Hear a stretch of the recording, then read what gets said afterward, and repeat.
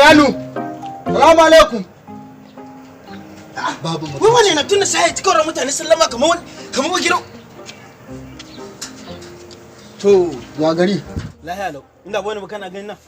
Ka san dai ina biyar ka bashi ko? Na sani. To kuɗi na tuwo an sa.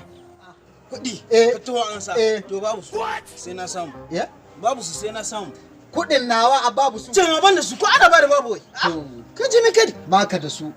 Kuma baka da mahitar su. Au. Haka da ka tashi ka ci min gida na kuma ko da ni sallama.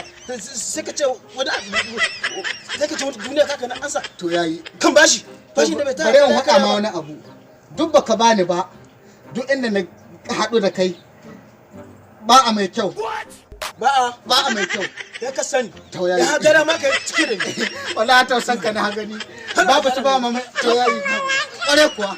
In to haƙwar gidanka ka ce min zarafi ni da bashi na. To yayi. Lalle ko lahira za ta yaba. Wallahi ka guji haɗuwa ta da kai. To sai na aibata.